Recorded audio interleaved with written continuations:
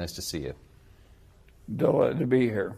So you just had the annual meeting, and I have to ask you what your favorite moments of that were. What I like is that both the shareholders and the employees of Berkshire are so extremely enthusiastic. And it's not just that they've made a lot of money and have nice careers. They think they're on the right side. And, you know, they come there to hear you guys talk all day. And yes, like a cult. It's like a cult? Yeah. In a good way, though. In a good cult, yes, a good cult. Okay. I mean, in the stuff that they hear, some of it's new, some of it's old, and a lot of it is common sense. And you were talking a lot about... All of it is common sense. Right. But of course, when people use the word common sense, what they mean is uncommon sense. Because the standard human condition is ignorance and stupidity. And so when they say old Joe has common sense, what they mean is he has uncommon sense. I guess it's a bit of a misnomer then. But it really is. So, yeah, why is it that people can't think clearly about investing or decisions in their lives? Well, they don't think very well about sex or gambling either. You know, the standard human condition is a lot of miscognition. And there are ways to make hay of that, or... Yes, you can take advantage of other people. You can improve your own life by eliminating your miscognitions. Let me shift gears a little bit, Charlie, and ask you about the U.S. economy. And what is your take on where things are right now? Well, obviously they're booming, but you know, the economy sometimes booms and sometimes it doesn't. And you have to live your life through both episodes. And our attitude is we just keep swimming, and sometimes the tide is with us and sometimes against. But we keep swimming either way. Are you surprised by how long this expansion has lasted? Of course, it's lasted a long time. But what was really remarkable is that we never printed money so much and spent it so fast and bought back so much debt, public and private. So this is total terra incognita in economics. And nobody knew for sure how it was going to work. So is it risky then? Of course it was risky, but it worked. And I don't think they had much else that would work. They weren't set up to do stimulus. Too much controversy, democratic inertias, the various guys. So they had to do something, and all they had left was just to print money and start buying things. And that's what they did. And it turned out to be a very wise response. And what's even more remarkable is that both Congress and the presidency and under both parties made the same decision. They all cooperated. It was the last time. But where is that going to leave us, ultimately? Well, it left us licking the Great Recession, so maybe we ought to try cooperation again since it worked so well once. How much is President Trump responsible for this current economic situation? Well, I think he deserves some credit, but a lot of it just happened. Economic cycle? Yeah. And the decisions of his predecessors. What do you think about the president's campaign to lobby the Fed to lower rates or keep rates low? Well, I think presidents have always done this. If you're a politician in a democracy, of course, you want people to print money and spend it. And, of course, it's not a good idea. The best example, probably in the whole world, is Singapore, which has zero debt and never prints money and spends it, and is one of the most successful places on earth. I wish we were like that, but there's only one Singapore. Well, some people now say that federal debt is not a problem at all. Well, if you believe that, you believe in the tooth fairy, because then we don't have to have any more taxes ever. We'll just print money and live happily ever after. It obviously won't work. So there comes a point when printing money is counterproductive. Are we at that point? Are you concerned? No, I don't think we are at that point. But nobody knew where the point was going to come. And we don't know now. None of these people who are so pompously sure of things, because We all want reassurance, and so they provide it. But nobody really knows how much of this is too much. And do you have any thoughts on Jay Powell and the job that he's done? Well, I think a lot of him. I think he's as good a choice as we could have made. One consequence of this expansion, or actually it precedes that, it's just something that's occurred in our economy over the past 50 years really, has been wealth and income inequality. Yeah. One, do you see it as a problem? Two, if so, how do we address it? Well, it's a problem if enough politicians are screaming about it. That makes it a problem. If it weren't for that, this one will go away by itself.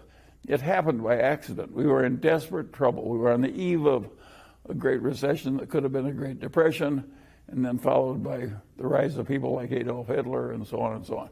So we faced a real catastrophe. The only weapon they had with this huge was to print money and spend it. And they did it. Well, of course, and they drove interest rates down to zero, or real interest rates. Well, of course, that lifted asset values for the people who were already rich. Nobody was trying to make the rich richer. It just was an accidental byproduct of a correct governmental decision made on a bipartisan basis. And since it was a weird byproduct that occurred in a weird time, it will go away by itself in due course. It'll go away by itself, you Sure. think? So there's no reason for... The people that are screaming about it are idiots. It's going to go away by itself. Now, that's not to say that we can't raise the minimum wage a little and enlarge the social safety net a little. We should be doing that as we prosper. Both parties agree on that.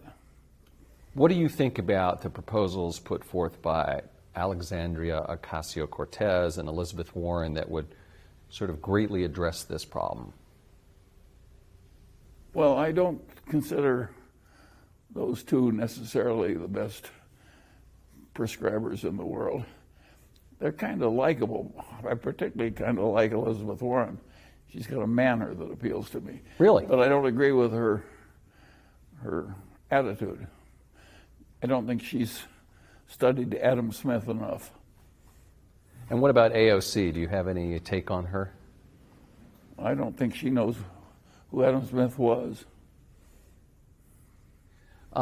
I want to ask you just a few more questions about politics, and we can talk about the markets and Berkshire a little bit more. What about the situation that we find ourselves in with the Munger report and the way Congress and the Democrats are fixating on that and the president's on the defensive?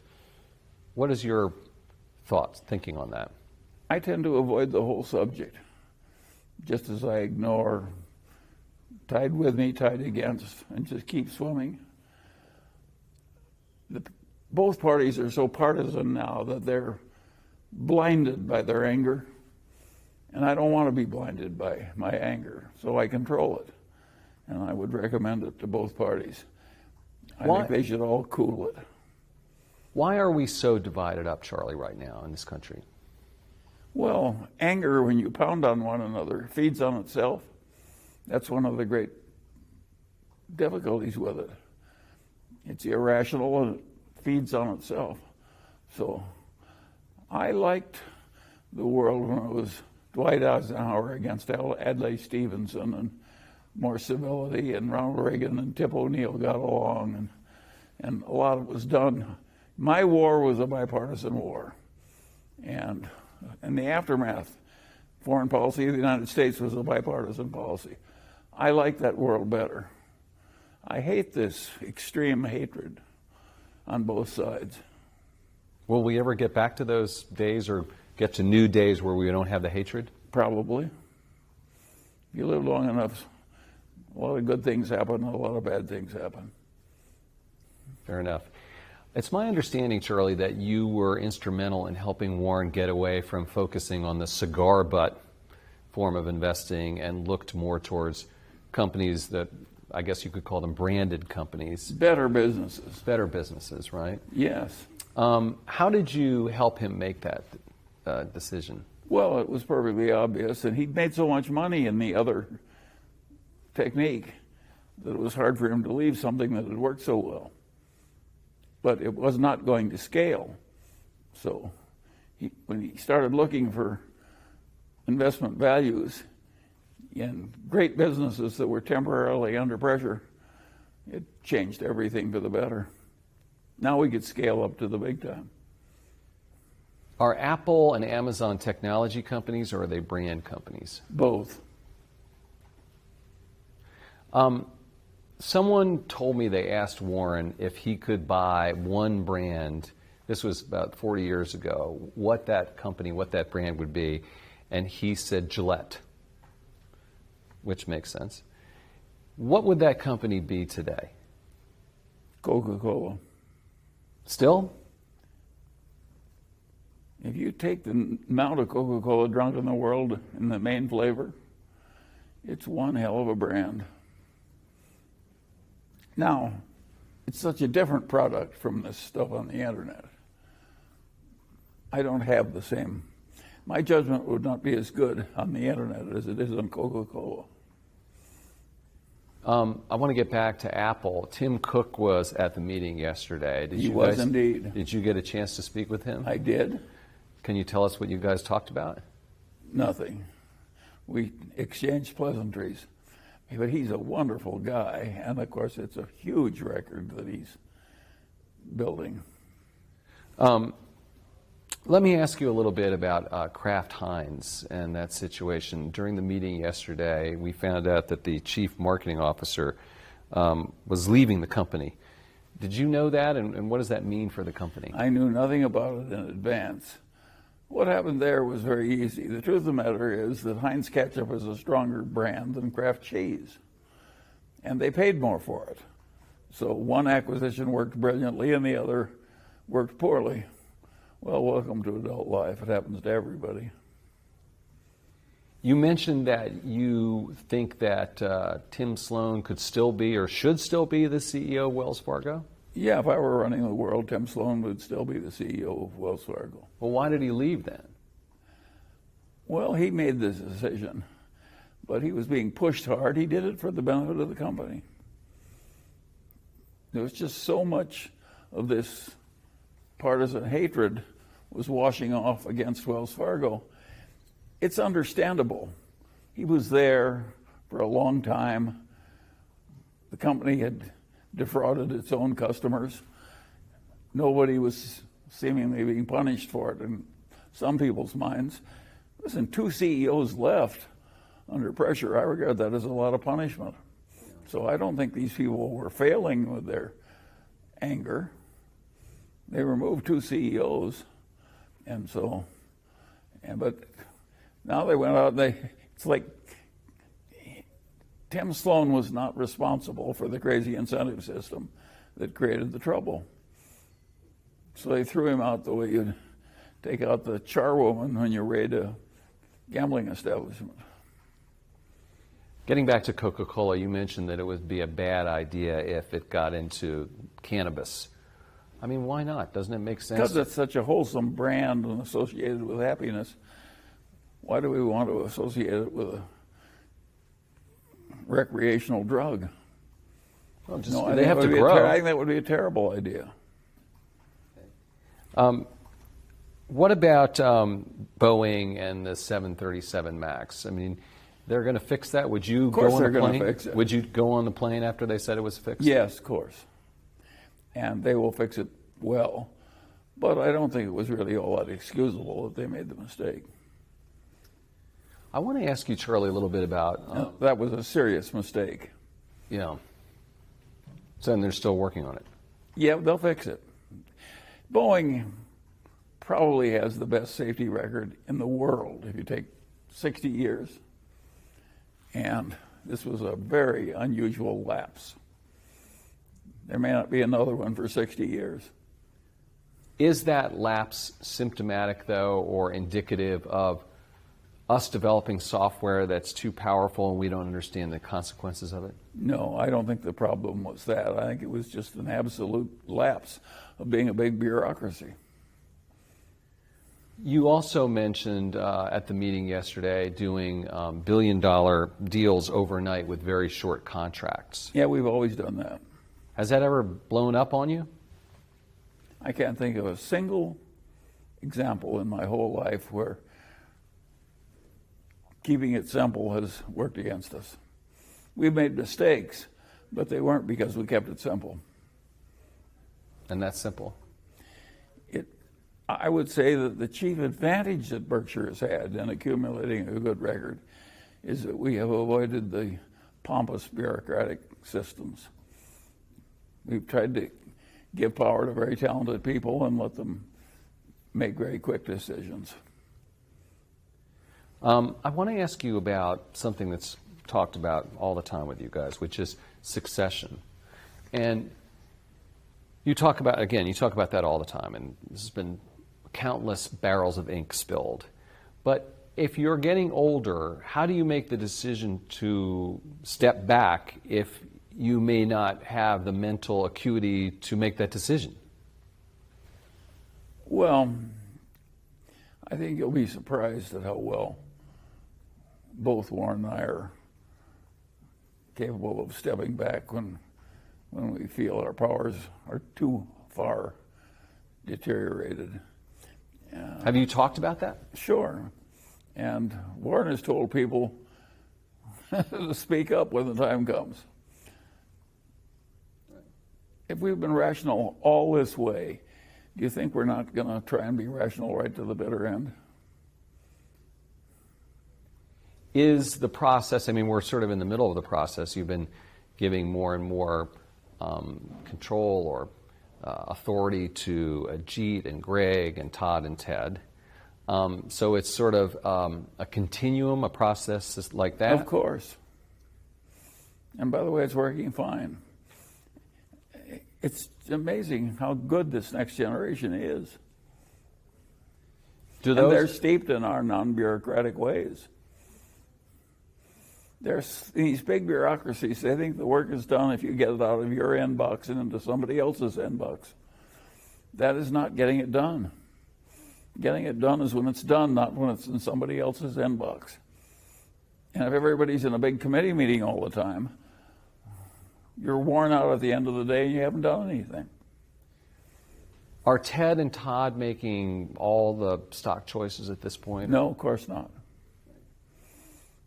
Warren steps in and does big things. Where do you think, Charlie, the biggest opportunities are globally right now? Well, I don't think we have a master plan of knowing where the opportunities are. We're trying to find intelligent things to do with a torrent of surplus cash. And we've always had a torrent of surplus cash. And we're always looking for intelligent things to do with it. And if we find things that are intelligent to do, we do it. And if we don't find anything, we let the cash build up. What the hell is wrong with that? Not much. Yeah, not much is right. So I know that you guys have talked about England, or it seems that you have, because Warren talked about doing this article in the FT as basically a way of signaling potential interest, given that Brexit may create some opportunities. Is that the case? What the hell do I know about Brexit? I don't even know how I'd vote on it if I were in England. Yeah, I don't know much about it. But we'll react to opportunities wherever they are, and we regard the vicissitudes of politics as it's just what they are, vicissitudes. But isn't it a little bit more than a vicissitude to drop out of the European Union? I mean, I'm not suggesting it isn't a good deal, but this country was enormously helped when we put all the colonies together. If we had internal tariffs against each little colony, the United States would not be as big as it is. So it's understandable why Europe wanted to get together. And in addition to the advantages they got from the free trade, they'd had a long history of having wars. And we all are in sort of one big place trading with one another. It'll be safer. Those were very good ideas. I'm not quarreling with the basic ideas. On the other hand, if you have unlimited immigration from one country to another, that causes lots of strains. Look at Germany. Merkel brought in more immigration than her people she wanted. She was leading a parade and she looked back and nobody was following. So these Very few people want unlimited immigration of a different culture. We made it work in America, but we had a vacant continent to work on. It was easy. Vacant and rich, oil, minerals, wonderful soil. Should we still be letting immigrants into this country? I think we should have way more control of our borders than we do. Isn't that different? John Trump is right on that, and I think the Democrats are committing suicide by being so. They hate him so much that they're against him even when he's right.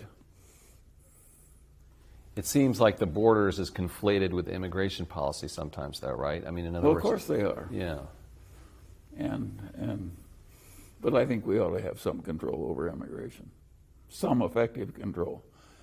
I think the bulk of the people want to be very nice to the people that are already here, including all the people from Latin America, but they want more control over the inflows.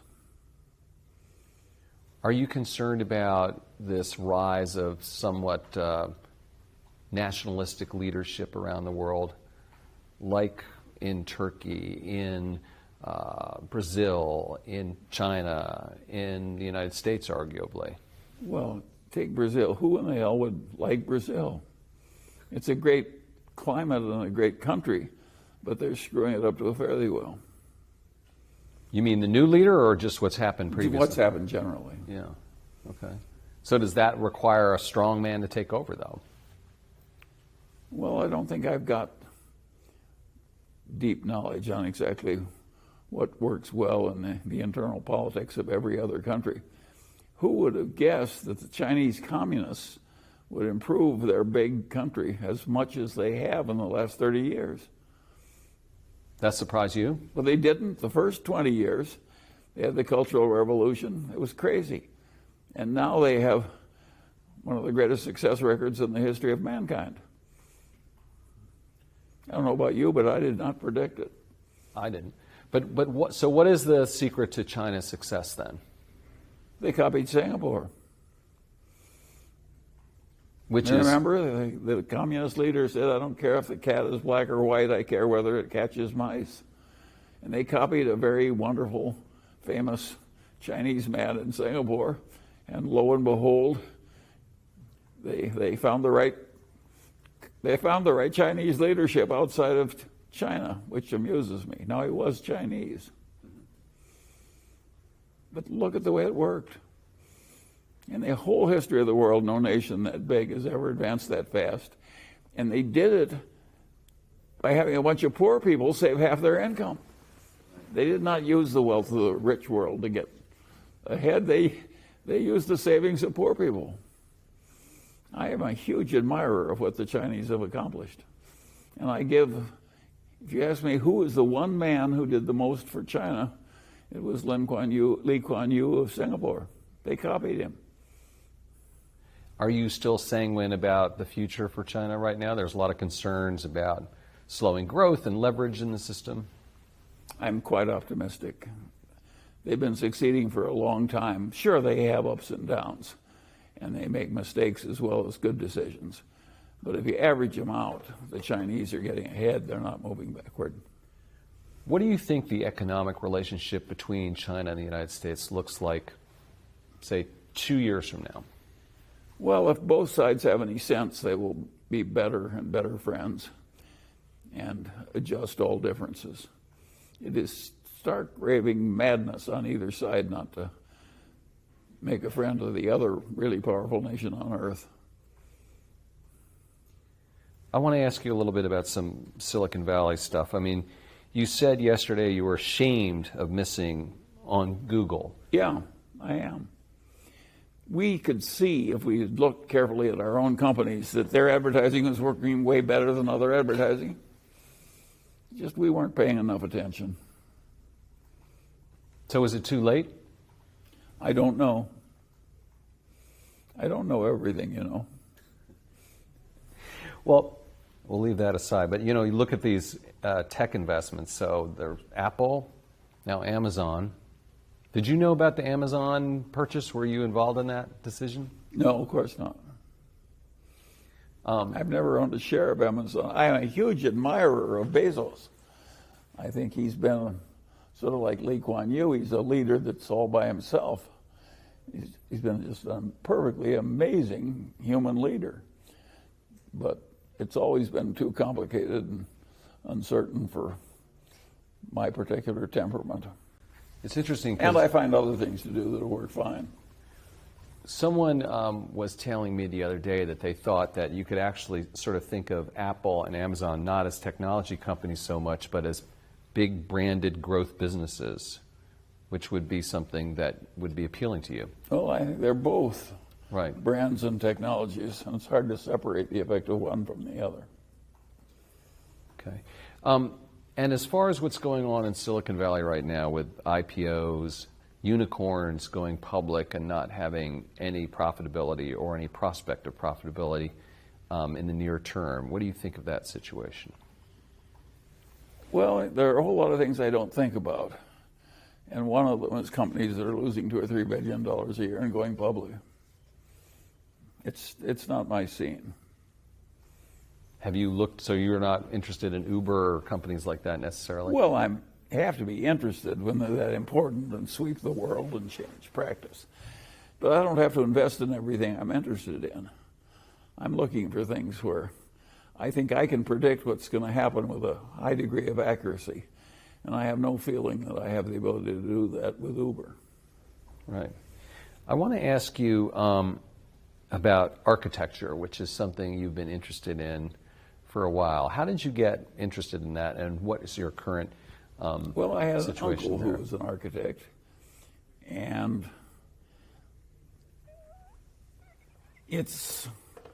I've always thought it was the queen of the arts. In other words, I think architecture does more good than painting or sculpture. So I think architecture is hugely important, very interesting, and does such enormous good when it's done right. So I'm a big admirer of the potentiality of the profession. But I think a lot of people go into architecture because they're sort of frustrated sculptors, and they don't think with enough common sense or uncommon sense about what the hell they're doing. What are some projects that you've been involved with, though? Oh, I've built houses, I've built office buildings, I've built apartment houses. I've helped charities and educational institutions build things. I've built science centers. I do a lot of it. I like it. Is this a creative outlet for you? Yes, absolutely. Do you have some projects that you're working on right now, some architecture course. projects? What are they about? Well, I'm working on projects at UCSB, University of California at Santa Barbara, and it's basically housing, but of several kinds. I want to shift gears and ask you a little bit about repurchasing shares. You said in the shareholder meeting, I predict we'll get a little more liberal in repurchasing shares. How much more aggressive will you get? And do you think that's going to be a problem potentially with the Democrats? Well, a politician that's in the business of howling about something, trying to create a sense of outrage, they're always complaining about something. And it is true that a lot of people, it got so popular to purchase shares that some people repurchased them even when they were too high priced. We will never do that. We're only going to buy them back if they're too cheap. But of course that ought to be done. If you had a partnership of 3 of your crippled relatives and one of them needed some money, wouldn't you buy out the crippled relative with the company's money? It's just simple morality. But I do think it's being overdone by some people, and it undoubtedly is being done to prop up values, which I regard as an improper use of the share repurchasing technique. Should there be laws about that? No. There are laws, but we shouldn't be telling people what the right price is. Right. So I want to ask you a little bit about the the social safety net we were talking about and Medicare. And do you support Medicare for all? Would that be something you'd be interested in? Well, I'm one of the few Republicans you'll ever talk to that thinks we should have a single-payer system, but not one of the type that we're going to get. If you look at the single-payer system of Singapore, it costs 20% of what ours cost, and that's an advanced, civilized, high-income nation. And, of course, the people are a lot healthier. Well, of course, I'd rather spend 80% less and have the people healthier. And, of course, I'd like to have American manufacturers not have this terrible burden of unnecessary health costs that affects their competitiveness in the world. So we have an insane medical system that grew like Topsy by accident with the help of a lot of dumb governmental intervention. Not all of it was dumb, but some of it was. And the system is ridiculous. If a young family has to pay a $5,000 deductible to have a baby, they don't really have medical insurance. It isn't just the Medicare that's wrong. The whole damn system is going wrong. And the amount of unnecessary tests and unnecessary prolongation of inevitable death that's going on is a national disgrace. Of course I don't like it. Have you ever thought about moving to Singapore, Charlie? Well, no, but I'd like to move some of Singapore's results into the United States. They have practically no deaths from opioids. They have a low crime rate. They have no debt of the whole country. No, they're doing a lot right. I wish to hell our politicians in both parties would spend a lot more time studying Singapore. But some people say, many people say, it's an authoritarian government. There's a lack of freedom there. It's a democracy. It just does such a good job that the people keep reelecting it. I like that result. What the hell's wrong with that? I was with some people just a few minutes ago, actually, and they were kind of recounting some of your zingers. Do you spend time before the meeting, say, oh, I've got like these 6 zingers I'm going to get out during the annual meeting? Never. Think of all the people you know that have tried to take one extra step and have fallen off a cliff. Well, on that happy note, we will conclude the meeting. That's just come to you? Yes. I think the meetings work better if they're spontaneous. If we were scripting things, I don't think people would like it. So you and Warren don't say anything at all before you sit down there? Zero. You have no idea what's going to happen? That is correct. That's fantastic. So I want to ask you just a question or two about growing up. And you were at the University of Michigan, and you dropped out and joined the Army, right? I certainly did. And we all did in those days. Yeah, so how did the Army influence you? Well, everything influences you in your past life. And yes, of course it influenced me. I never wanted to be in a big bureaucracy. I was well toward the bottom. I finally got to be a second lieutenant in the Army. I was way down in the ranks, and nobody gave a damn what I thought about any subject. They just gave me a little job to do, and I was supposed to do it. And, of course, I didn't like that as well as having a freer rein to control my own destiny and so on. So I am much better adapted to being a capitalist operator than I am to being a cog in a bureaucracy. Did you ever get in trouble in the Army? Of course. Tell us about that. Well, my senior officers could tell I thought they were wrong.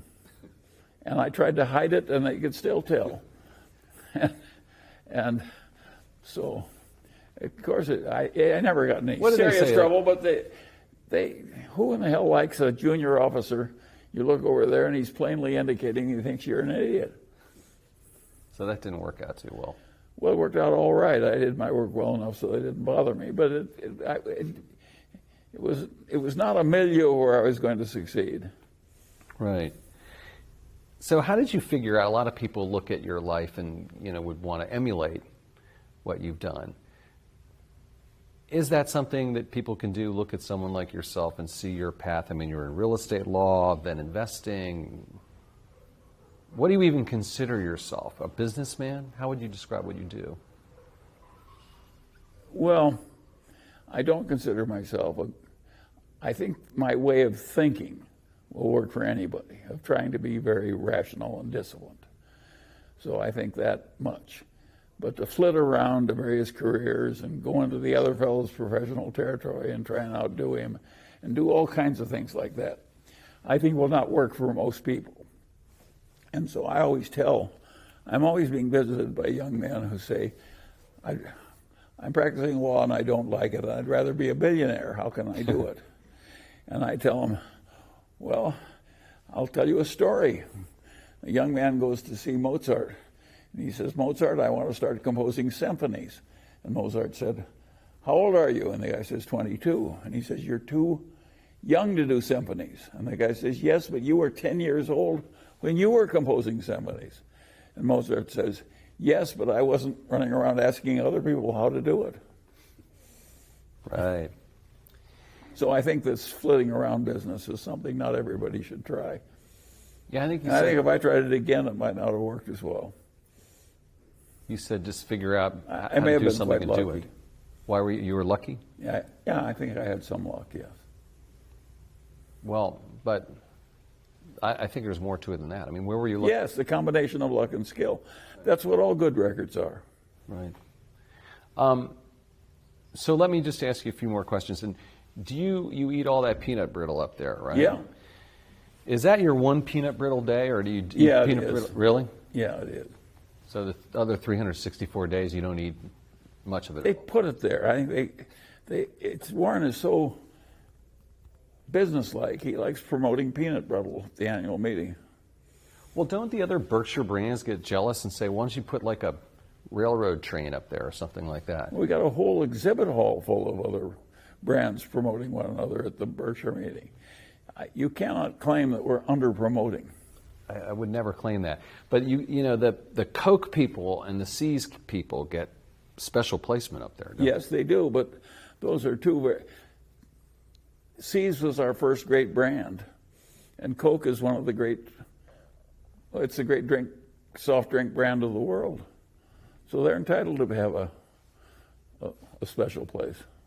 Do other companies ask to get put up there, though? Well, they all push themselves forward as much as we'll let them. Is that a yes? Yes, of course they want to be pushed up. And finally, Charlie, I want to ask you a little bit about philanthropy. And, you know, it seems like Warren's been sort of a little bit more upfront about that with Bill Gates and the Giving Pledge. And I know you're philanthropic as well. What is your thinking on that? How upfront? Well, I wouldn't sign the Giving Pledge because I've already transferred so much to my children that I've already violated it.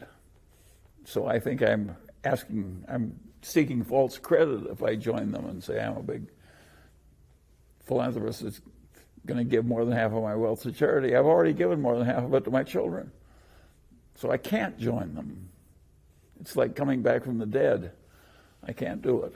But doesn't that make Warren mad? I mean, No, come on, he Charlie, doesn't. just He's shut not mad. something. When is Warren mad about somebody else's? Warren thinks that each Berkshire Hathaway is entitled to do with his own money what he damn pleases. So let me just follow up on that, what you did then. What was your thinking in terms of giving away money like that, though? Well, it's simplicity itself. I had a wonderful wife. Most wives worry that the husband, if he survives, will get involved with some nurse or something in his dotage, and that the money will go away from the children. And I knew that my dead wife would have preferred to have the money go to the children, so I arranged that she got her wish. Right. So any thoughts on how the meeting is going to be different next year? I mean, when do you start talking about that, or do you even talk about the annual meeting? We never talk about it. We just do what works as long as it works, and when it stops working or it indicates it's going to stop working, we'll stop. Did Apple say they want to have some exhibit in the convention center this year? I had no discussion with them. I don't have any idea what they're doing. And do you see a time when Ajit and Greg and Ted and Todd will come up there with you at some point? I don't know how it will morph. I don't think that what worked in one era has to be duplicated in another. I don't think what we're doing would work for many people. I think it was an historical accident. We didn't do it on purpose. We just sort of drifted into it. When it worked, we fanned the flames. But we didn't create it with any forethought. And I think some later generation will have some different system. I think there's more wiseassery in our meeting than would be appropriate forever. And I'm the principal wise ass. Yeah, you are.